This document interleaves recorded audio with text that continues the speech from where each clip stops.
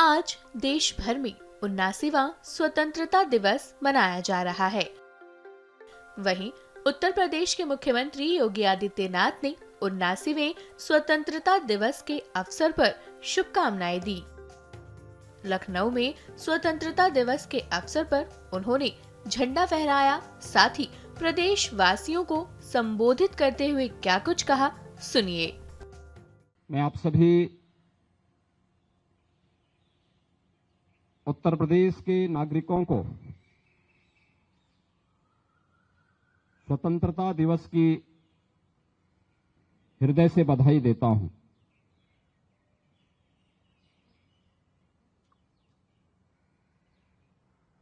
देश की स्वतंत्रता राष्ट्रपिता महात्मा गांधी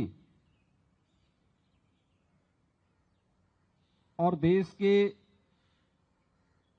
उन महान क्रांतिकारियों, स्वाधीनता संग्राम सेनानियों के संघर्ष की देन है, जिन्होंने देश के अंदर उत्तर से लेकर दक्षिण तक, पूरब से पश्चिम तक पूरे देश को इस संघर्ष के साथ जोड़ करके सैकड़ों वर्षों की दास्ता से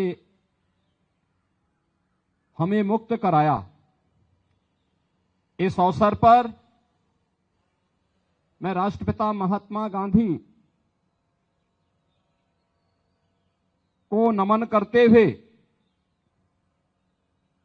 उन सभी महान स्वाधीनता संग्राम सेनानियों और क्रांतिकारियों को विनम्र श्रद्धांजलि अर्पित करता हूं, जिन्होंने भारत की स्वाधीनता के लिए अपना सर्वस्व न्यौछावर करने में भी कोई संकोच नहीं किया। आज जब हम देश के 79वां स्वाधीनता दिवस के समारोह के साथ जुड़ रहे हैं, यह अवसर हम सबको इस बात का स्मरण कराता है कि स्वाधीनता या स्वतंत्रता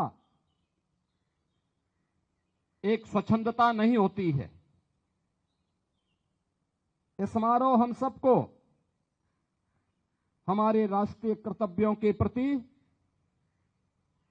एहसास कराने का एक संकल्प हम सभी को प्रदान करता है। जब भारत के उत्तर प्रदेश के हर नागरिक के मन में अपने राष्ट्रीय कर्तव्यों के प्रति एक स्वर में, एक भाव के साथ अपने उत्तरदायित्वों के निर्वहन का यह संकल्प गूंजेगा, तो देश के यशस्वी प्रधानमंत्री जी के द्वारा देश की स्वाधीनता के शताब्दी महोत्सव के अवसर का जो संकल्प है विकसित भारत का, वह संकल्प साकार रूप में, मूर्त रूप में हम सबको दिखाई देगा।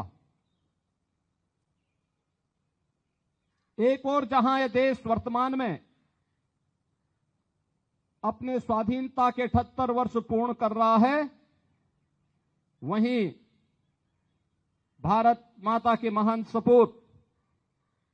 और भारत के संविधान के शिल्पी बाबा साहब भीमराव अंबेडकर के द्वारा निर्मित संविधान अपना अमृत काल में प्रवेश किया है। भारत के संविधान ने सम और विषम परिस्थितियों में पूरे देश को एकता के सूत्र में बांध करके देश के अंदर सामाजिक न्याय, बंधुता और समता के उन संकल्पों को आगे बढ़ाने में एक महत्वपूर्ण भूमिका का निर्वहन किया है। आज का यह अवसर हमारे सामने देश की आजादी के बाद देश की सीमाओं की सुरक्षा करने वाले और देश के अंदर आंतरिक सुरक्षा की बेहतर स्थिति को बनाने वाले उन सभी ज्ञात अज्ञात जवानों के प्रति विनम्र श्रद्धांजलि अर्पित करने का भी यह अवसर है। अभी हाल ही में हम सब ने भारत की सेना के शौर्य और पराक्रम का, उनकी सामर्थ्य और शक्ति को देखा है, जब ऑपरेशन सिंदूर के दौरान इस पूरे ऑपरेशन को सफल क्रियान्वयन के माध्यम से दुनिया को भारत के सामर्थ्य से, भारत की सेना के जवानों ने उसका एहसास कराया। पूरा भारतवासी इस बात का एहसास करता है कि ऑपरेशन सिंदूर इस मायने में कुछ अलग है, क्योंकि ऑपरेशन सिंदूर के अंदर हमारे जवानों ने जिन अस्त्र शस्त्रों का प्रयोग किया था, जो मिसाइल, जो ड्रोन इस्तेमाल हुए थे, ये स्वदेशी हैं। कोई भी देश अपने सामर्थ्य और शक्ति पर तभी विश्वास कर सकता है, याद रखना, जब वह अपने हस्तशिल्पी, अपने कारीगर और अपने देश के उद्यमियों को आगे बढ़ने के लिए एक बेहतरीन माहौल देता है। देश के अंदर आंतरिक सुरक्षा को बनाए रखने के लिए सिविल पुलिस और उससे जुड़े हुए संगठनों की एक बड़ी भूमिका होती है। एक और सुरक्षा का बेहतर माहौल और दूसरी तरफ स्वदेशी को जीवन का हिस्सा बनाना देश की स्वाधीनता दिवस का एक संकल्प बनना चाहिए। उत्तर प्रदेश में वन डिस्ट्रिक्ट वन प्रोडक्ट के माध्यम से स्थानीय उत्पाद को आगे बढ़ाने,